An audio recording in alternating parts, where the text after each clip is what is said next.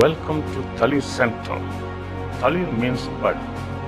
We are Capuchin Franciscans budding forth to serve God and people, especially those in the periphery, the gypsies, the transgender persons, the cobblers, the destitutes, the primitive tribes, rural women and men. THALIR is also a virtual institute for spirituality, integrity, and transformation. Visit. We offer professional support to teachers, nurses, NGOs, etc. We also offer language courses in Italian, Spanish, and spoken English. Welcome to join us in our humble mission at www.thalircenter.org. Contact us. Mail to thalir@gmail.com. Thank you.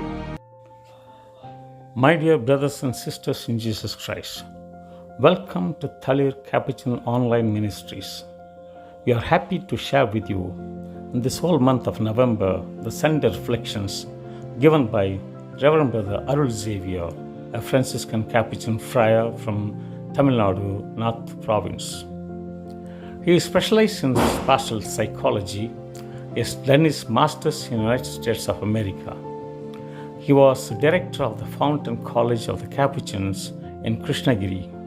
Presently, he is the pastor of the parish priest in Ashok Nagar St. Matthias Church. Here comes Reverend Brother Arul Xaviour, Capuchin friar. My dear brothers and sisters in Jesus Christ, today we celebrate the 32nd Sunday in Ordinary Time. The readings today talk about giving to God. One day, Mother Teresa was walking on the streets of Calcutta. Many people approached Mother Teresa and gave her whatever they had so that she may feed the poor and the destitute. A beggar was watching Mother Teresa. Finally, he came up to Mother Teresa and he said, "I want to contribute my share to feed the poor."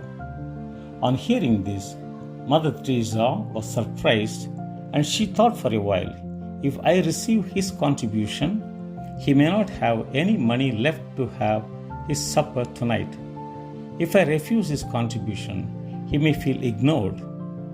After a while, she decided to accept this contribution. His contribution was 7 rupees and 50 paise. This amount equals to 0.1 cent of United States. The beggar gave whatever money he had collected from the morning. When Mother Teresa received it, she was able to see a beautiful smile on the face of the beggar. The beggar found joy in giving everything he had.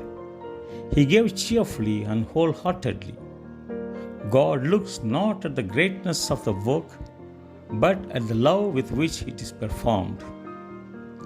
The readings today tell similar stories of generosity, both concern two very poor people, 2 widows. The widow was down at the last of her food.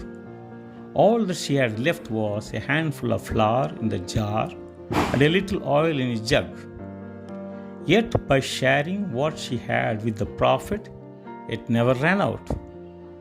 The point being made here is, it is possible to give without losing. In fact, to give can be a way of gaining. Not to give can be a sure way of losing. Take the example of a grain of wheat. If it is left in the barn, it remains just a grain of wheat, which in time will become moldy and decay, and then there is nothing left at all. But if it is taken out and sown in the field, it will die, but in doing so, it gets multiplied many times over.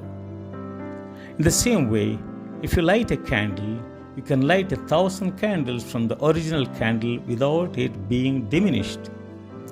It is able to share its light without losing its own. So we can share what we have, yet without being impoverished. In fact, we are more likely to be enriched in doing so. We can share things as knowledge, love, presence, kindness, and peace with others without our own supply of these things in any way diminished. In the Gospel, we see Jesus observing how Jewish pilgrims are making their contributions to the temple treasury. The temple in Jerusalem was the center of Jewish worship in the time of Jesus. It was expected that observant Jews would make pilgrimages to the temple to offer prayers and sacrifices. Pilgrims were also expected to make a financial contribution to the temple treasury. Jesus observes that those who were rich contributed large sums to the treasury. Those who were less made smaller contributions. Jesus calls attention, however, to a poor widow who makes the smallest of her contributions, 2 coins of little value.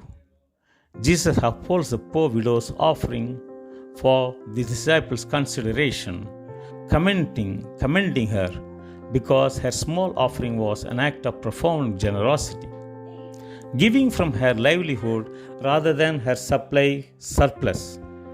To give from our livelihood is not only an act of generosity, it is an act of trust in God. Jesus himself demonstrates the ultimate act of generosity and trust in God as he gives his life for us on the cross. In the Gospel of St. John, chapter 6, verse 9, we read that a boy brings 5 loaves of barley bread and 2 fish. He shared everything he had, and it was multiplied by Jesus, and 5,000 men ate. Sharing does not make a person pauper, rather it makes everyone rich. St. Francis said, "It is in giving that we receive." We need to think of giving not only as a duty, but as a privilege, because whatever we have is from God. We have received it from God alone. Dear brothers and sisters, we have a lot to give. We have a lot of talents to share. We have a lot of wonderful characters to be utilized. Let us give. Let us give whatever we have. Material goods, monetary goods. There is always a chance to share with whatever we have. It is in giving that we receive. For our reflection, when we give to God, do we give from our heart, or do we think that it is an obligation, therefore I should give?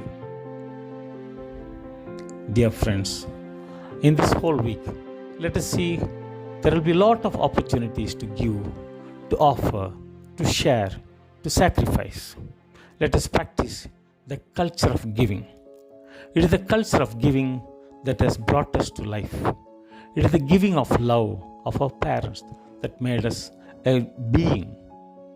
It is in giving that we cherish. It is by giving that we make the world a better place to live. God bless our giving.